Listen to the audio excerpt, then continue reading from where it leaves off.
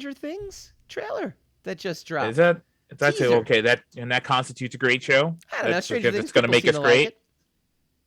I I get mean, excited but does over it. that make us great? That's the question. Like I keep asking you that same question. No, Like, we're does just that we're make us? just naturally great at this. Like that. Thought that was pretty obvious, right? No, I don't Are know you are you who's. suffering from some self-esteem issues right now, I Chris? don't know who you're talking Can I to loan you some of mine? about automatically being great. No. There's a difference between self-esteem and self-delusion. A big Potato, difference. potato, my man. Yeah, Potato, all right, there you go. That potato. answers every question you could possibly ask. Okay, continue. All Let's right, go. Stranger Things 4.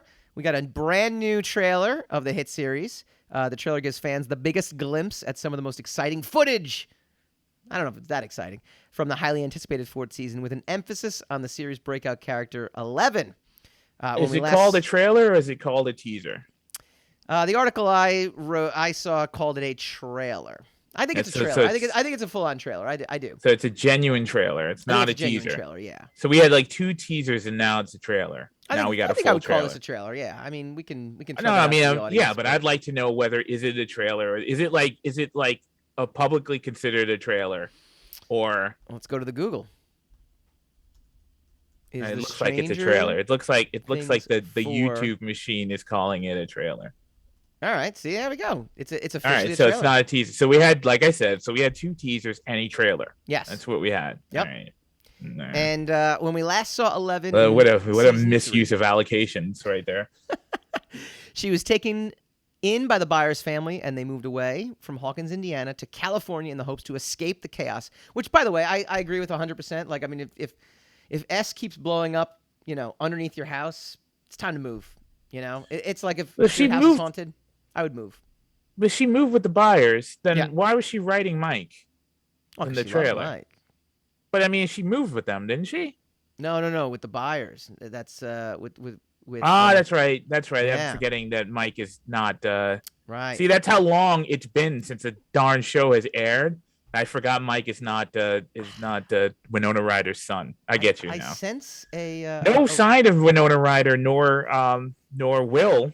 The much beleaguered Will. No, he was there. He was there. He just looks super old now. He looks like 42 years old. He looks like a trucker. Super old now. Yeah. No, he was there. I saw him. He was like right next to 11. Yeah. No. He's absolutely That's terrible. I think look. I'm sure the show is going to be great, and I will be there to see it. But I think they ruined the show, and I'm what I mean by that, because so that I don't get roasted, is that there's no excuse for why it takes so long between seasons for Stranger Things, for 9 episodes, not even a full 10 seasons, or 10 episodes or 13 episodes, right? So there's no reason why it should take that long for you couldn't do 9 episodes per year. Right. So now all these kids, I don't even buy these kids are in high school anymore. Right. We're in 90210 territory now. But that was my question. With Ian Ziering, who is supposedly 38 years old, and he's in high school running around. It doesn't make any sense anymore to me. That was actually my question to you off air, and that's something we'll throw out to the audience as well, who are streaming us right now on YouTube and Facebook. At what point do we get to the 90s? I think the show you had determined the show started in 84. Shouldn't get to the 90s, right? No, I don't know if it's. I know. We were just talking. We were trying. I was like, hey, what year do you think it was? And we were just trying to determine between the two of us. I'm not saying it's a declarative. Yeah, but I mean, if you go by the pop culture, then it couldn't have been that much longer after 1984. Right, it had to be like 85. The first season had to be like 85. Maybe 85, 84. And they were in what, 6th grade, maybe? Yeah, I don't even know. So if you're looking at 6th, 7th, 8th grade, you're looking at 1988. Potentially for season 2. No, season 2 was like right after, theoretically speaking, right? Yeah, it was supposedly like next year. Season 3 theoretically could have been 8th grade, so it could be 6th, 7th, and 8th grade, right? We could be into 9th grade now, so it's a 4-year jump. So I'm thinking we're in 89 by the time that she gets to California and the Byers get to California. They'd have to be by the way they look. Yeah, right. Well, I mean, obviously, but you wonder if they're going to do that. The first time season jump. took place in 1983. 83. Really? Mm-hmm. Which doesn't quite make any sense because Ghostbusters in 1984, and they were dressed as Ghostbusters. Now, I don't know if they were dressed as Ghostbusters in season 1 or season 2. That's a good question. It was season Was it 2. season 2? Yeah, for the Yes. So okay, so yeah, 1983 then. Yeah, all right. So you got a good 7-8 years before we get to the 90s. There, I So don't what know. do we got? Were So you we're in the figuring rush for then. the We're 90s? figuring it's 87 then. Okay, so it's still 80. It's still an 80s bound show. Why? Yeah, I mean that's the whole premise of it, right? That's Yeah, why they started so early in the 80s. Why do you want it to get to the 90s? because they look so much older now. So I'm wondering if they're doing. They don't look that I'm much wondering older. at what point does this season actually take place in it logically then, since they've been technically doing a year, like it'll be their ninth grade, but they don't quite look like in ninth grade. They sort of do, but they sort of don't either. Anyway, I mean, look, we COVID is responsible for the delay, sure. and I get that, Mm-hmm. but it's not like they rushed the previous seasons out, right? Season 3 Right. came out like 3 years, I think, after season 2. I mean, we were still in Manhattan when the first season came out. Mm-hmm. We were actually a discussion about it, so there's a lengthy patch of time in between seasons, Let's see. and Here. I don't see what the excuse for that is. I don't see. No, actually, no. So season 1 and season 2 were actually 2016 and 2017. Season 3 took 2 years.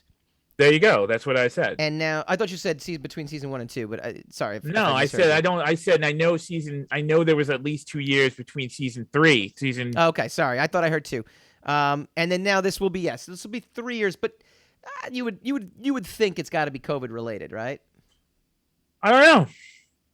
2 years doesn't make any sense. Why does it take you 2 years to make 8 episodes?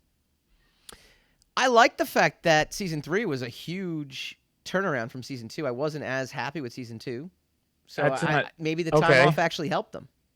Oh my God! All right, you're part of the problem then. I mean, whenever you accept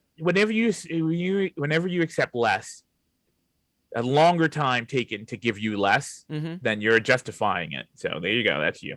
You're the one behind it.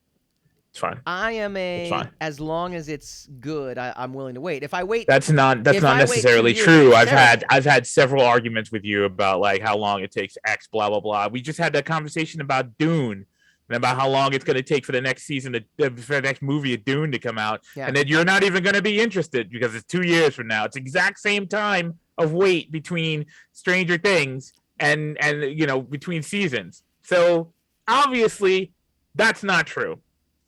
You're not being truthful. I'm not. You're being disingenuous.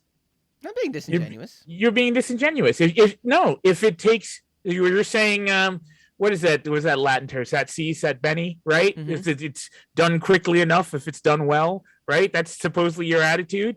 Then obviously, if Dune 2 is a brilliant movie, then you don't care how long it took between the two. Oh yeah, I exercise my worry about it based off of I used Casino Royale into Quantum of Solace as an example, where so much. Well, there time you go. has How come passed. you don't apply that to Stranger Things then? Well, it's TV. TV's a little different. TV has Oh natural my God, breaks you in and your it. caveats. All right, never mind. Well, All no, right, but look, it's a different medium than movies. Next subject. What do you mean next subject? Next I'm giving subject. you. Next subject. Because it doesn't make blanket statements from me. That's nonsense.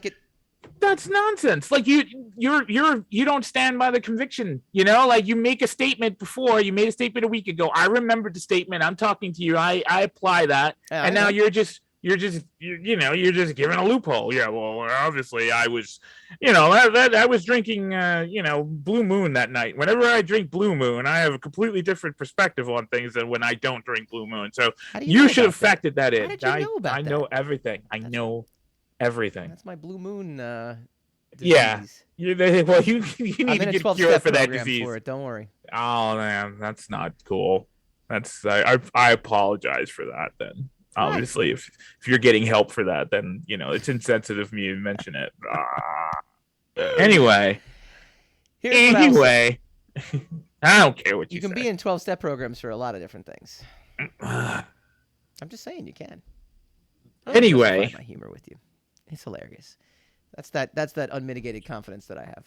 Yeah, delusion. Either way, unmitigated delusion. It all works. It all works. That's according to you. Yes, of course it works. So, but just to tell you what I meant by that, though, is I can have a genuine concern prior to the next movie coming out. But as long as the next movie is good, then I have no problem. But here I am saying I don't see what the point is of taking too long between seasons, especially when one of the premises of your show is adolescent kids growing up in a town, whatever, and then they're going to be in their 20s by the time season 4 comes around, right? And so in the process of me saying that, you try to take this altruistic view of like, well, if done really well, I don't care. But then the whole point of you shunning a movie last time is because of how long it's going to take for the second part to come out, which is the exact amount of time. I said it's a risk. It is a risk, and it could obviously not. Obviously not. It is a risk. Obviously not. If it's done really well, then it's not a risk. Then the risk was justified. Well, then why would you wouldn't do something unless you were confident that you could pull it off really well, right? That doesn't mean you will, though. You might be confident. I'm confident in my jokes. That doesn't mean they're always going to be funny. They are always funny. Well, yeah, no, they're not at all.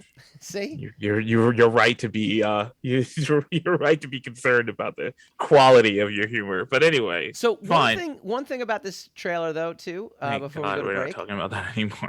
One thing about this trailer that I thought was interesting. Aside from, are we going to get a time jump? Is this going to be like 5 years later? Because that'd be kind of cool. Better be, because they're like they're in college now, right? My point. Yeah, no, maybe maybe they will adjust on the fly, which I think isn't Mike like an investment banker now? Like that's what that was like. What the trailer was about, right? Yeah. One of the other things I liked is it didn't talk, about David Harbour at all, and I thought that was kind of cool. Like it gives us a little. It kind of had his, when she's making the little diorama with the sheriff, obviously that's in reference to him. But it's. I thought that was Freddy Krueger.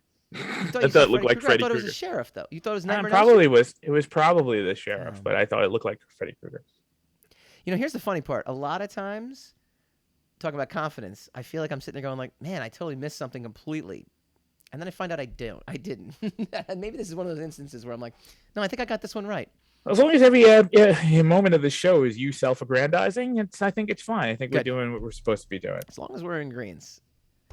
Here's the question. I didn't say we agreed. I said as long as you're self-aggrandizing. That's all. Go ahead. Are you excited? No, I'm just kidding. I'm not even going to bother. I'm not even bother asking. Are you excited for Stranger Things 4? Let me ask you a serious question, though. I'm giving you a hand gesture. Let me ask you a serious question, though. Is the lack of, or is the space of time between, does it diminish the show for you in any way, shape, or form when you do actually when you do watch it? Because you had that happen between season 2 and 3. Did it diminish your response to it when you watched it? It does. In terms of like, does it have to overcome more? Let me answer. Can I answer? Yeah, go ahead. All right, then. Thanks. It does. Because when you're watching it, there's never enough time for the promise of how long it took them to give you the shows, right? There's never enough. There's never enough content in those 8 to 9 episodes that justified the 2-year wait that I had to do, right? And then sometimes there's stuff that happens in those shows where you're like, oh man, if this is the direction they're going in, that's going to be really great. And then by the time you get to episode 7, and you realize, no, they're not. They're just gonna fight another Demogorgon, and then it's all gonna end, and then we're gonna end on another cliffhanger, and then like probably 2028 we'll get another season, and then we'll see what's going on by then. So I don't know. Look, I enjoy watching the show. No one's going to be able to convince me that it makes sense how long the time dilation is between seasons. I'm sorry. Yeah. And it's just getting longer. Now, I understand COVID is the culprit for this one. But if it was year to year, all the way up until this, then I would be forgiving. But no.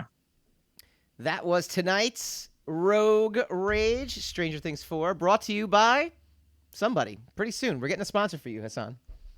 How would that feel? Would it feel great to have a sponsor? Like, it'd be like brought to you by Pepsi. No. I'm not corporate stooge. That's all we are, aren't we? What do you mean we, white man? When we come back, are we corporate stooges? Are we total sellouts? The answer is, of course, yes. That's not the tease. The tease is we have a new Marvel movie to talk about. It is definitely controversial.